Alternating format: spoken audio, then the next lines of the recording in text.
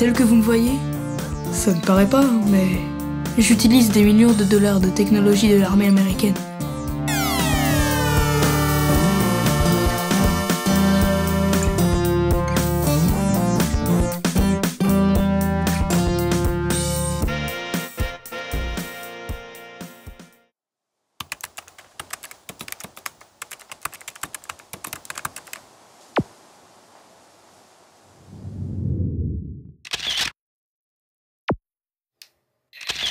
Oh, j'ai vu une photo.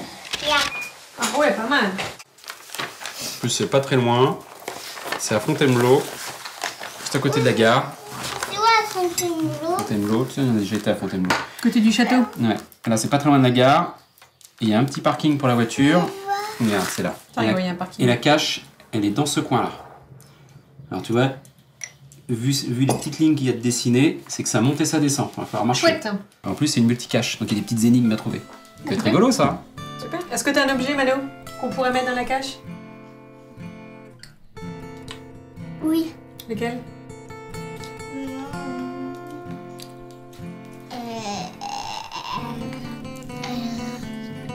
Le petit avion qui fait du bruit?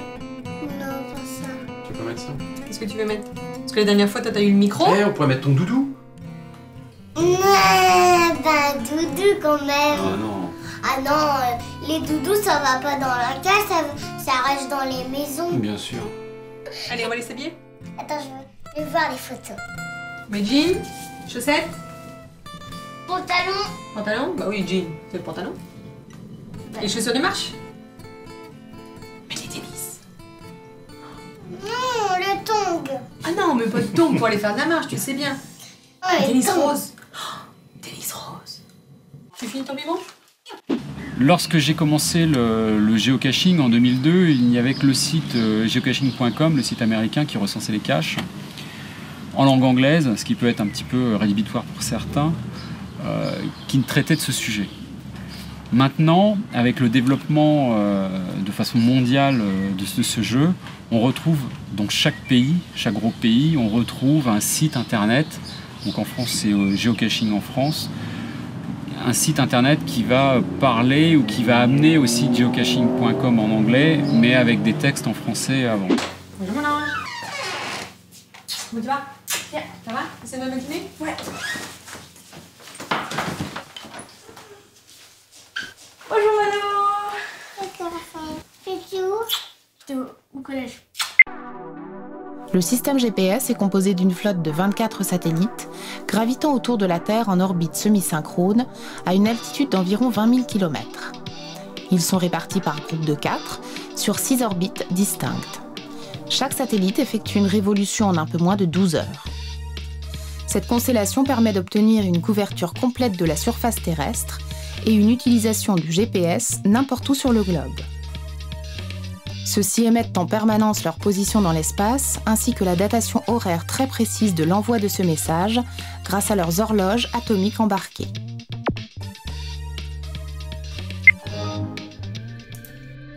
Il y a une première phase qui va se situer à la maison, où je vais me connecter au site geocaching.com sur internet pour essayer de trouver donc, une cache à proximité. Je vais la choisir en fonction de sa difficulté, savoir si je peux emmener mes enfants.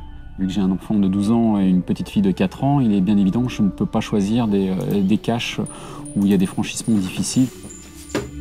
Une fois que j'ai fait cette sélection, je télécharge dans mon GPS les coordonnées de cette cache, donc c'est tout automatisé, hein. Il n'y a qu'à connecter le GPS à l'ordinateur et faire l'envoi du fichier, donc ça va très très vite.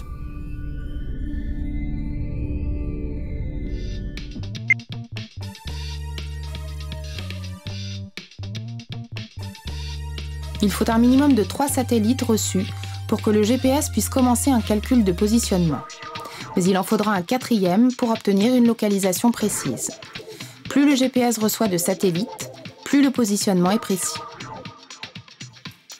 Le récepteur GPS n'étant pas équipé d'horloge atomique, c'est le principe de la triangulation qu'il va utiliser pour déterminer sa position précise sur la planète. Donc une fois que tout ça est préparé, on se prépare avec ma femme, on prépare le sac à dos, on prépare tout ce qu'on veut emmener et puis on fait le départ vers le lieu de geocaching. Et Tiens, c'est toi qui fais. Ça va, Minou? Ouais. Coucou papa. T'as un petit l'école? Ouais. Tu as eu des notes ou pas? Non.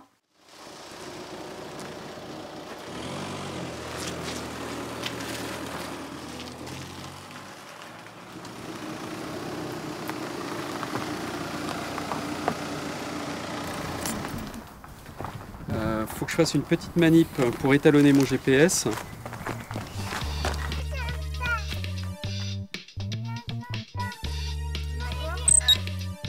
Chaque message transmis par le satellite voyage à la vitesse de la lumière. Son message mettra 60 millisecondes pour parvenir au récepteur si celui-ci est au zénith et 86 millisecondes si celui-ci est sur l'horizon. En connaissant les orbites de chaque satellite et en calculant les temps de réception de chaque message des différents satellites, le récepteur synchronise son horloge avec celle des satellites et calcule par triangulation de façon très précise le point unique de sa situation sur la planète. Le récepteur applique ensuite ce positionnement à une cartographie embarquée et vous obtenez une représentation graphique de votre situation sur l'écran du GPS. En mouvement, le GPS est capable de fournir très précisément votre position, votre vitesse, votre direction, l'heure et de façon un peu moindre, votre altitude. À l'arrêt, le GPS n'est pas capable de déterminer si vous orientez votre GPS dans telle ou telle direction. Certains GPS de randonnée incluent une boussole magnétique afin de pallier à ce manque de précision en l'absence de déplacement.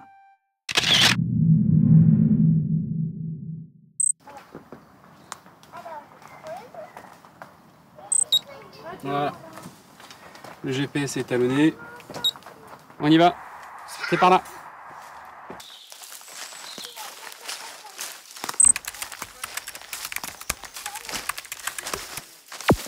C'est en 1963 que la division spatiale de l'US Air Force débute son étude de conception d'un système de positionnement par satellite.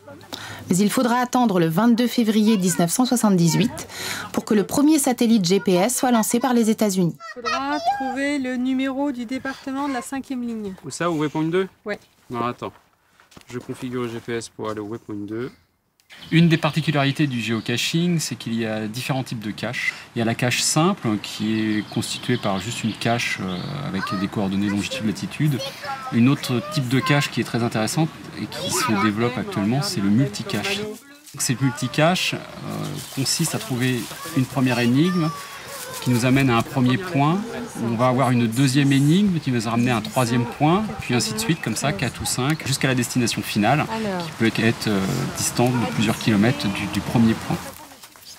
Durant l'année 1983, le président Ronald Reagan déclare accessible au public l'utilisation du système GPS à des fins civiles, ne le limitant plus à la seule utilisation militaire. Cependant, les civils auront droit à une version moins précise du positionnement. C'est parti. C'est le fléchage bleu. Attendez-moi. Calvados. Alors, le département, c'est Calvados. Calvados. Alors, Raphaël, le Calvados, c'est quel numéro de département? Alors on y va. On y va, papa. Puis tu me donneras la préfecture. Alors, Calvados, c'est 14. 1, 2, 3. Vous avez attention. Il faut faire attention, hein, parce que regarde. Parce que si on compte pas le haut, eh ben, 5e ligne, ça fait Côte du Nord, 22. Alors on note les deux. Et tu vois, la pierre, par contre, a été taillée pour pouvoir enfoncer la plaque.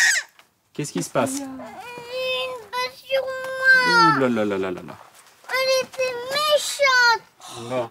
Alors, Elle est vilaine. L'armée américaine obtiendra en 1991 le droit de dégrader un peu plus cette précision en utilisant un procédé appelé code SA qui ramène la précision civile à 100 mètres. Cette mesure est introduite pour éviter que les pays ennemis des États-Unis puissent construire un engin téléguidé de précision. légèrement en bas à droite de ces initiales, vous pouvez voir une figure géométrique d'une teinte un peu différente. Allez, on rentre dans la grotte. Alors, si tu ne veux pas rentrer dans la grotte, tu ressors, tu vas voir maman. Allez. Il y a un LM, sinon à côté. Ouais, mais ça, après, c'est les gens qui ont gravé des trucs dans la roche. Ça n'a rien à voir. Ce qu'il fallait, c'est le RF et puis la forme juste à côté. Donc... Tiens, regarde. Toi, là, Raphaël, ouais. Le RF, il est ici. Ouais. Et la forme, elle est juste à côté. C'est un triangle. Ah ouais, triangle. On dirait presque un cœur. Ouais. C'est marrant. Alban ? Oui. Donc, la forme, c'est un triangle. Alors, le prochain point est à 140 mètres. pas très loin. Ok. Ok. Donc j'ai mon GPS pour faire mon géocaching, mais bon, le GPS c'est bien, il faut dire au GPS où on veut aller. Et ça, c'est le waypoint. Alors le waypoint, on pourrait traduire ça en français par point de passage. C'est un point répertorié sur une cartographie par une longitude et une latitude. Ça, ce sont des coordonnées fixes sur toute la planète. Chaque point sur la planète a une longitude et une latitude différentes du point d'à côté. Le GPS, lui, il nous indique comment aller à ce point. Une cache de géocaching, alors ça peut paraître dérisoire pour certains, et c'est somme toute assez amusant, c'est généralement une boîte Tupperware dans laquelle il y a 2-3 petits objets sans grande valeur, hein. On n'est pas là à chercher des louis d'or ou des lingots, et dans lequel il y a un petit carnet qui permet de loguer, c'est-à-dire relater notre passage dans la cache. Donc tout ça c'est caché dans une boîte en Tupperware qui est elle-même cachée dans un lieu, donc planqué, ça peut être sous une souche d'arbre, enfin il y a des multitudes de caches totalement différentes.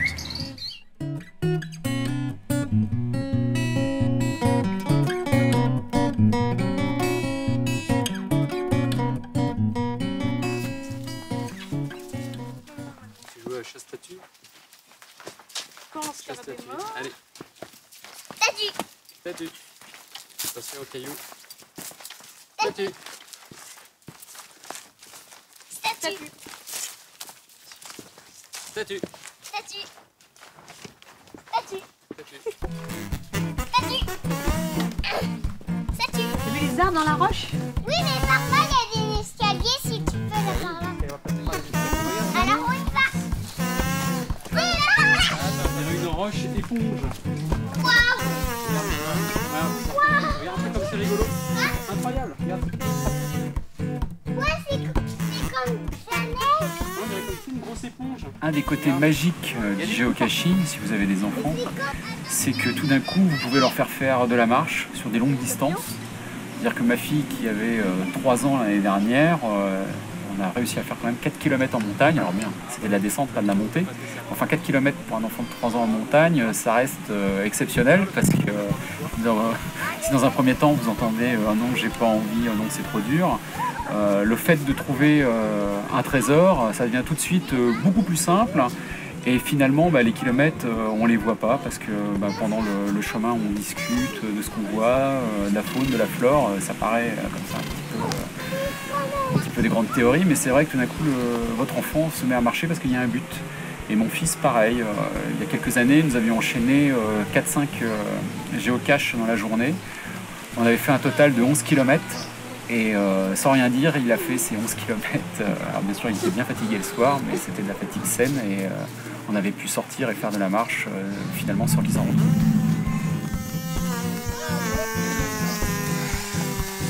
Allez, on part à gauche.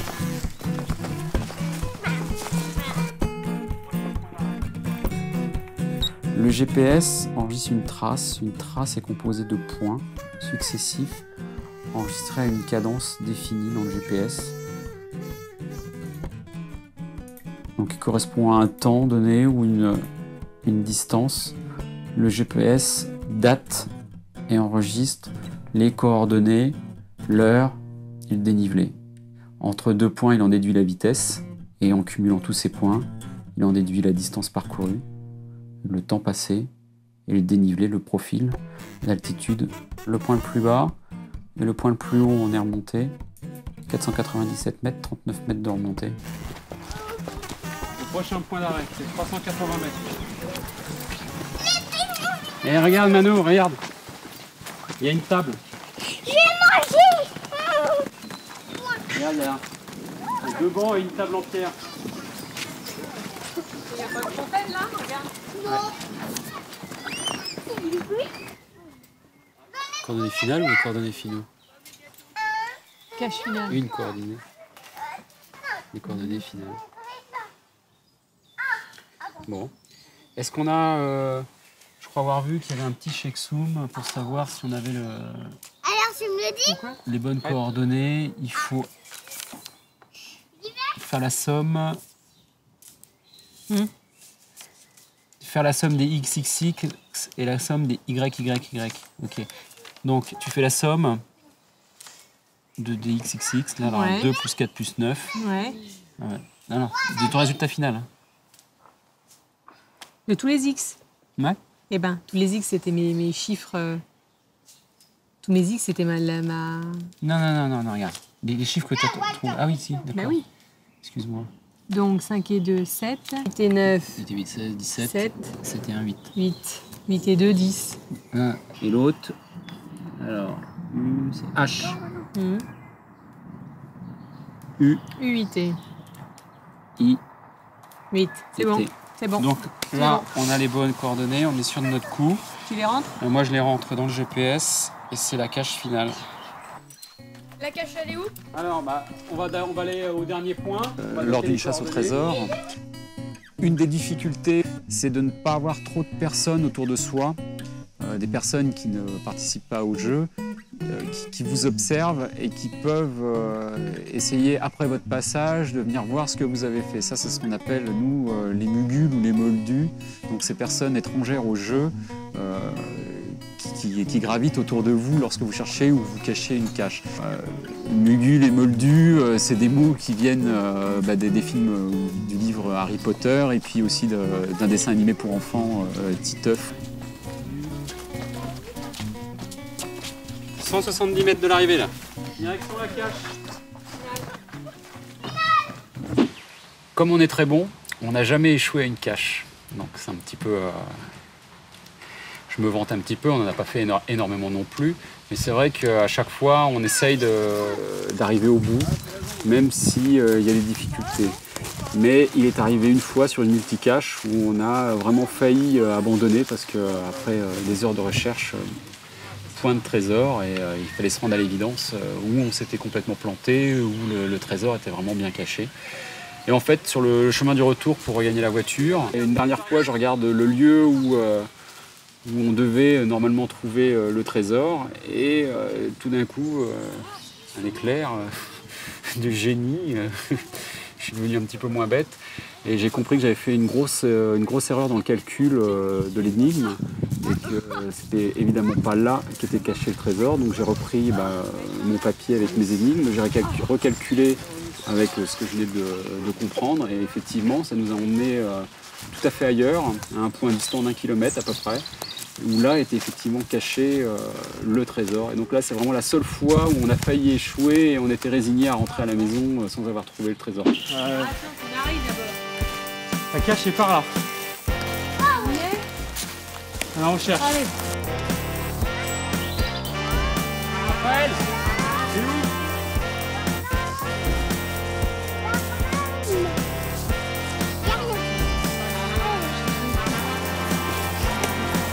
C'est ici, hein, c'est pas là-haut.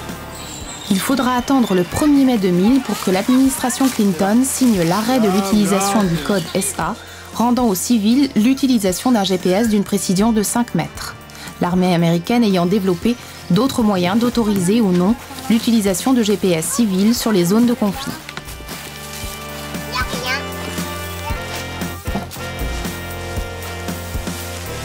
C'est les choses? Moi, je vais pas regarder, tu regardes par là. Tu vois? Ouais! Une des difficultés de la chasse au trésor avec un GPS, c'est la précision des coordonnées indiquées sur le site internet et la précision du GPS utilisé pour chercher ces coordonnées. Globalement, on dit que la précision d'un GPS est de 15 mètres. Avec quelques artifices, ce qu'on appelle des satellites différentiels, des choses comme ça, on arrive à améliorer la précision, qu'on ramène cette précision aux alentours de 5 mètres. Donc il existe quand même une incertitude de précision de 5 mètres par rapport aux coordonnées théoriques sur lesquelles vous devez trouver le trésor. Donc 5 mètres, ça paraît peu, et à la fois, je peux vous dire qu'en pleine forêt, 5 mètres, c'est énorme, et que 5 mètres, ça fait énormément de caches possibles. Attends. Tiens, il y a un travel bug. Wow. T'as vu? C'est quoi ça? C'est Cars, un truc de Cars. Eh oui, c'est le petit camion de Cars. Le travel bug, c'est un petit peu la cerise sur le gâteau lorsqu'on fait une chasse au trésor, parce que c'est un objet un petit peu particulier. C'est un objet, si on le prend de la boîte, on a l'obligation d'aller le redéposer dans une autre boîte. Mais c'est quoi la musique que t'as prise là, Mano?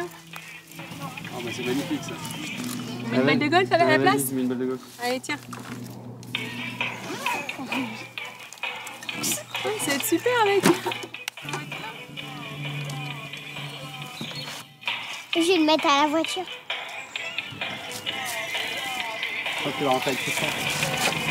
C'est dans la tectonique, ça. Ah, vous avez la tectonique. Ouais, c'est vraiment la tectonique. Donc en fait, le travel bug, c'est un objet qui va voyager de cache en cache. Pour ça, le travel bug est équipé d'une petite plaque d'identité avec un numéro unique, un numéro de traçabilité en fait. Et en se connectant sur le site internet, on va pouvoir loguer, c'est-à-dire enregistrer le fait qu'on ait pris ce travel bug et qu'on l'a déposé dans une autre boîte. Et les gens qui ont créé ce travel bug, ou enfin qui ont déposé pour la première fois ce travel bug, vont pouvoir, ainsi que les autres, suivre l'évolution et le trajet de cet objet. Alors il faut savoir qu'il y a des objets qui ont fait le tour de la planète. Donc on fait des milliers de kilomètres parce que les gens le prennent l'avion, vont faire une chasse au trésor dans un autre pays.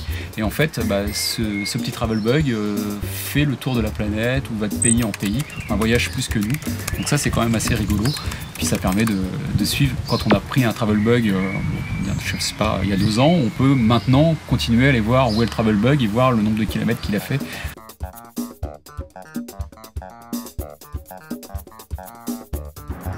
Allez, c'est parti. Alors, qu'est-ce qu'on met dedans? Bon, alors là on va faire la photo pour montrer ce qu'on a mis dedans, donc le travel bug. Ouais. Ce qu'on peut faire, c'est qu'on peut faire une petite animation sur le côté, si ça tient. Voilà. Je fais une photo avec vous ou je fais une non, photo sans? Tu fais d'abord une photo. Je fais une photo qui est comme ça. Que du groupe là, et puis après tu nous prends en photo. D'accord. Comme ça on pourra mettre la photo sur internet, sur le site pour pouvoir expliquer ce que Ok. Nickel. Hop. C'est bon? C'est bon, ouais, super. Comme le système GPS est présent tout autour du globe, c'est un jeu qui s'est développé aussi tout autour du globe. Donc c'est un jeu planétaire. Et donc ça a quand même l'aspect rigolo de ce jeu, notamment par le travel bug, comme je l'expliquais, qui se déplace de pays en pays. Et le géocaching, c'est un jeu qui se joue partout, et n'importe où on va, où il y a des géocacheurs. Donc ça c'est rigolo parce que lorsqu'on crée une cache, nous on a créé pour l'instant 3 caches dans les environs, enfin 2 dans les environs et une un petit peu plus loin. Lorsqu'on log sur internet le passage des gens, on s'aperçoit qu'il y a des gens de toute nationalité qui passent et qui cherchent des caches. Alors ça c'est vraiment très très étonnant.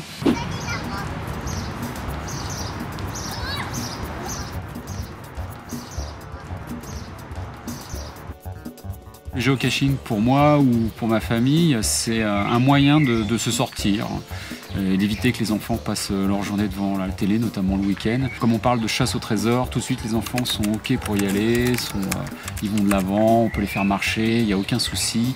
Donc pour moi le géocaching c'est vraiment quelque chose qui permet de faire sortir toute la famille dans la bonne humeur et sans que ce soit une contrainte.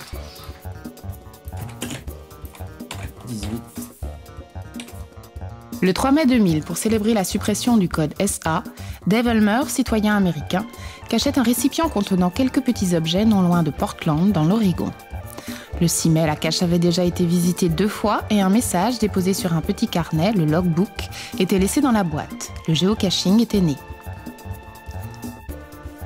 Il y a aujourd'hui près d'1 million de caches à travers le monde et environ 200 000 géocacheurs accros à cette chasse au trésor moderne qui mêle science et nature.